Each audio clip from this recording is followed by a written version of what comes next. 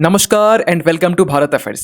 Middle east के tension का सबसे बड़ा जो इम्पैक्ट है ये छोटे छोटे कंट्रीज के ऊपर में ज्यादा देखने को मिल रहा है। उन्हीं में से कुछ कंट्रीज है बांग्लादेश, इवन की पाकिस्तान भी है। वैसे ऑयल क्राइसिस का जो इम्पैक्ट है ये ग्लोबल लेवल में भी देखने को मिल रहा है, लेकिन इस वीडियो में बेसिकली हम लोग बात करने वाले हैं बांग्लादेश के बारे में, क्योंकि आज के टाइम में नौबत ये है कि बांग्लादेश यूनिवर्सिटीज को क्लोज कर रहे हैं ये बोलकर कि एनर्जी क्राइसिस को देखते हुए हम लोग अपने पावर को सेव करना चाहते हैं, एनर्जी को सेव करना चाहते हैं। इतना ही नहीं, आज के टाइम में बांग्लादेश में पेट्रोल से लेकर जो डीजल है इनकी भी शॉर्टेज देखने को मिल रही है, क्योंकि 95% बांग्लादेश अपने एनर्जी की रिक्वायरमेंट जो है ये मिडिल ईस्ट से पूरा करता है। और क्योंकि ईरान की तरफ से स्ट्रेट ऑफ हॉर्मुज को यहाँ पर चोक किया गया है, जहाँ पर गिने चुने जो कुछ देश है जैसे भारत और चाइना, इन्हें यहाँ पर सिर्फ पैसेज दिया जा रहा है। तो ऐसे कंडीशन में बांग्लादेश फिर से भारत की तरफ देख रहा है, जहां ये कहा जा रहा है कि बांग्लादेश के फ्यूल क्राइसिस को रेस्क्यू करने के लिए भारत बांग्लादेश को 5000 टन डीजल सप्लाई करने वाला है। इतना ही नहीं, बांग्लादेश के जो पेट्रोलियम कॉर्पोरेशन के जो चेयरमैन है मोहम्मद रिजनूर रहमान, इन्होंने ये कहा है कि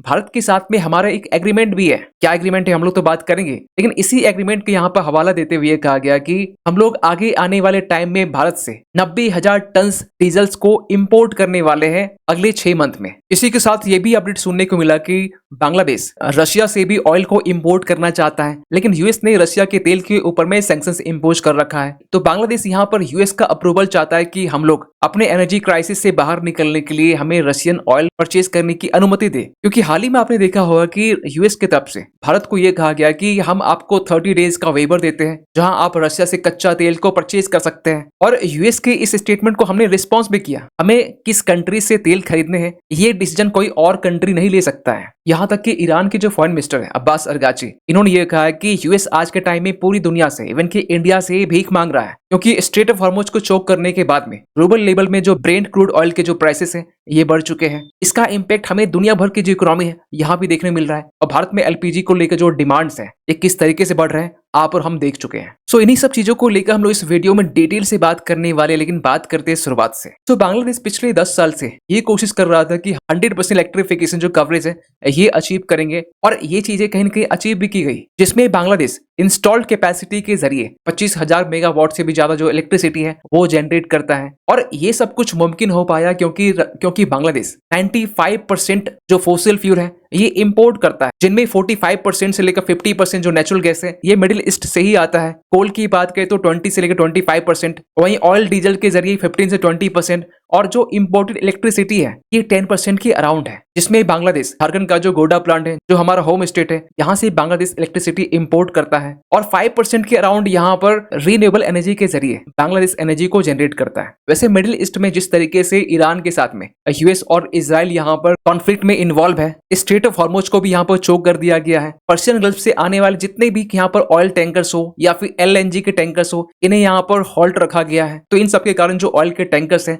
ये बांग्लादेश तक पहुंच नहीं पा रहे हैं, क्योंकि बांग्लादेश में इलेक्ट्रिसिटी को जनरेट करने के लिए इनफ यहाँ पर प्लांट्स हैं 150 के आसपास में। लेकिन समस्या यहाँ पर यह है कि इनके पास में फिलहाल अभी रॉ मटेरियल नहीं है, कच्चा तेल नहीं है, डॉलर्स की भी यहाँ पर कमी है कि वो पेमेंट किससे करेंगे। मींस स्ट्रेट ऑफ हॉर्मुज के ब्लॉकेट के बाद में जो सप्लाई चेन है बांग्लादेश की ये कंप्लीटली यहाँ पर फ्रैक्चर हो चुका है। अगर आंकड़ों की बात करें तो बांग्लादेश सऊदी का जो अरामको है और यूएई यहाँ से 1.4 मिलियन मेट्रिक टन जो क्रूड ऑयल है ये एनुअली इंपोर्ट करता है। और रिसेंट अपडेट ये निकल के आ रहे हैं कि बांग्लादेश के 2 टैंकर्स ऐसे हैं जो 2 लाख टन क्रूड ऑयल को सऊदी से इंपोर्ट करने वाले थे, और ये फिलहाल अभी सऊदी के पोर्ट में ही है, जिसके कारण बांग्लादेश की जो ईस्टर्न रिफाइनरी लिमिटेड है ये रॉ मटेरियल की शॉर्टेज यहाँ पर फेस कर रही है। और इन सबका जो इम्पैक्ट है ये बांग्लादेश में देखने को मिल रहा है, क्योंकि जो फर्टिलाइजर प्लांट है इसे शट डाउन कर दिया गया है, क्योंकि ये जो प्लांट है ये नेचुरल गैस से यहाँ पर रन किए जाते हैं। तो गैस की शॉर्टेज होने के कारण जो वहाँ की गवर्नमेंट है, तारिक रहमान की जो गवर्नमेंट है, इन्होंने यहाँ पर 5 फर्टिलाइजर फैक्ट्रीज में से 4 को यहाँ पर शट डाउन कर दिया है। और ये कहा गया है कि जो थोड़ी बहुत जो नेचुरल गैस है इन्हें डाइवर्ट करके इलेक्ट्रिसिटी जनरेट में लगाया जाए, क्योंकि कहीं न कहीं हमें डोमिनो इफेक्ट भी देखने को मिल रहा है ऑयल क्राइसिस को लेकर। इसमें खासकर जो एग्रीकल्चर है कि बांग्लादेश के लिए वो टाइम है जहां पर बांग्लादेश कोरो राइस का कटाई करता है, और इन सब के लिए चाहिए मशीन्स, और मशीन्स को रन करने के लिए चाहिए एनर्जी। इतना ही नहीं, बांग्लादेश का जो रेडीमेड गारमेंट्स है जो चाइना के बाद में दूसरा लार्जेस्ट गारमेंट एक्सपोर्टर है, ये भी इम्पैक्ट हुआ है, क्योंकि पावर शॉर्टेज होने के कारण जो टेक्सटाइल मिल्स हैं ये अफेक्ट हुआ है, जो डाइंग फैक्ट्रीज है ये भी हुआ है, गारमेंट मैन्युफैक्चरिंग को भी यहाँ पर क्लोज कर दिया गया है। और इन सब का जो इम्पैक्ट है बांग्लादेश की इकोनॉमी के ऊपर में देखने को मिल रहा है, क्योंकि बांग्लादेश की जो इकोनॉमी है, आपको बता दें कि वहाँ की जो महंगाई है आज के टाइम में 9% से भी ज्यादा है। जो 4 डे इन्फ्लेशन है ये 9.5% को भी क्रॉस कर चुका है। करेंसी टाका की बात करें तो ये $1 122-23 के आसपास में पहुंच चुका है। और इसी के रिस्पॉन्स में बांग्लादेश ने फ्यूल परचेज लिमिट्स को यहाँ पर इम्पोज किया है, जिसके तहत बांग्लादेश हर एक व्हीकल्स विजिट के लिए 2 से 3 लीटर जो पेट्रोल है वो दे रहे हैं। डीजल्स में भी यहाँ पर कटौती की गई है। इतना ही नहीं, बांग्लादेश के जो यूनिवर्सिटीज हैं, जो कॉलेजेस हैं, इसे भी यहाँ पर शट डाउन कर दिया गया है। और ऐसा नहीं कि ओनली ये बांग्लादेश में देखने को मिल रहा है, पाकिस्तान की भी हालत ऐसी ही है। पाकिस्तान भी इस ऑयल क्राइसिस से उभरने के लिए ऑस्टेरिटी मेजर्स यहाँ पर ले रहा है। जो गवर्नमेंट एम्प्लॉयज है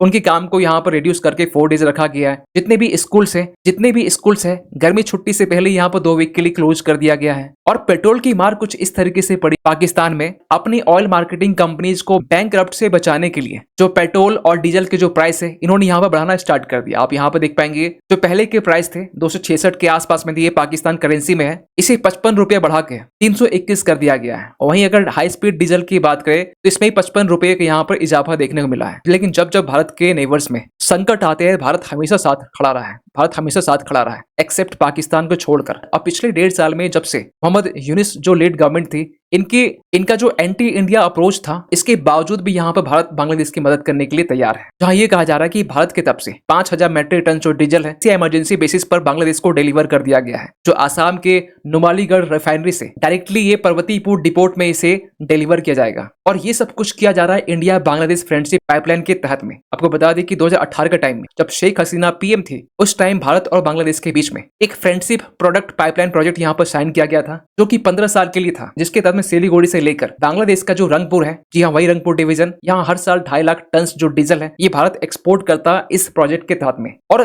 2023 के टाइम में जैसे इस प्रोजेक्ट को यहाँ पे इनॉग्रेट किया गया, इम्प्लीमेंट में लाया गया, उसके नेक्स्ट ईयर 2024 के टाइम में शेख हसीना का तख्ता पलट होता है और टेम्पोररी बेसिस पर ये जो प्रोजेक्ट है इसे होल्ड किया जाता है। तो इसी प्रोजेक्ट के यहाँ पर हवाला देते हुए ये कहा जा रहा है कि भारत और बांग्लादेश के बीच में एक फ्रेंडशिप पाइपलाइन प्रोजेक्ट है और इसी के तहत में 90,000 मेट्रिक टन जो डीजल है इसकी डिमांड की जा रही है नेक्स्ट 6 मंथ के लिए। उनमें से भी जो 45,000 मेट्रिक टन जो डीजल है ये इमरजेंसी बेसिस पर बांग्लादेश इसे फौरन चाहता है। आप यहाँ पर भी देख पाएंगे, द इकोनॉमिक्स टाइम्स ने भी इसे कवर किया है, Bangladesh to import 45,000 ton of diesel from India. और आप यहाँ पर डेट भी देख सकते हैं, मार्च 15 का है। इतना ही नहीं, बांग्लादेश पेट्रोलियम जो कॉर्पोरेशन है ये इस ऑयल क्राइसिस से उभरने के लिए सिंगापुर से लेकर जो मलेशिया है, इंडोनेशिया और चाइना, इनसे भी गुहार लगाई जा रही है। इतना ही नहीं, बांग्लादेश ने यहाँ पर यूएस की अप्रूवल की भी डिमांड की है, जहां बांग्लादेश रशिया के ऑयल को परचेज करना चाहता है। लेकिन क्योंकि रशिया के तेल के ऊपर में सैंक्शंस इंपोज किया गया है, कि भारत के ऊपर में जो 50% टैरिफ लगाया गया था वैसे इसे हटा लिया गया है, तो उनमें से 25% जो टैरिफ है ये पनिशमेंट के तौर पर यहाँ पर इंपोज किया गया था भारत के ऊपर में। और जब ट्रम्प टैरिफ वॉर चला रहे थे उस टाइम जहां भारत के ऊपर 50% टैरिफ थे, बांग्लादेश के ऊपर में 20% टैरिफ लगाए गए थे और बांग्लादेश उस टाइम काफी खुश था। लेकिन आज वही बांग्लादेश रशिया से कच्चा तेल खरीदने के लिए यूएस का अप्रूवल मांग रहा है। और बांग्लादेश को यह बात अच्छे से मालूम है कि रशिया से कच्चा तेल खरीदने के लिए यूएस की अप्रूवल के साथ साथ भारत की भी मदद की यहाँ पर रिक्वायरमेंट होगी। और ऐसे टाइम में जहां पर पूरी दुनिया ऑयल की क्राइसिस को फेस कर रही है, लेकिन इसके बावजूद भी भारत अपनी गुडविल को यहाँ पर शो करते हुए जो भारत के नेबर्स है, चाहे श्रीलंका हो या फिर भूटान हो या फिर नेपाल हो या फिर बांग्लादेशी क्यों ना हो, इनकी तरफ से जो इमरजेंसी फ्यूल की डिमांड की जा रही है, इन सबकी डिमांड को फुलफिल करने के लिए भारत यहाँ पर अपने गुडविल को शो कर रहा है। लेकिन आज के टाइम में पूरी दुनिया ये भी देख रही है कि ऐसे क्राइसिस के टाइम में भारत कैसे अपने एनर्जी की रिक्वायरमेंट को फुलफिल कर रहा है। जहां दुनिया भर की 17% पॉपुलेशन रहती है, तो भारत आज के टाइम में अपनी जो एनर्जी सोर्स है इसे डाइवर्सिफाई कर रही है। हम लोग रशिया से ही परचेज कर रहे हैं, यूएस से भी परचेज कर रहे हैं और अफ्रीका से ही परचेज कर रहे हैं। हम लोग मिडिल ईस्ट के ऊपर में कंप्लीटली डिपेंड नहीं है। और पिछले 2 वीक में हमने अच्छे खासे डाइवर्सिफिकेशन किए हैं। वहीं बांग्लादेश की बात करें तो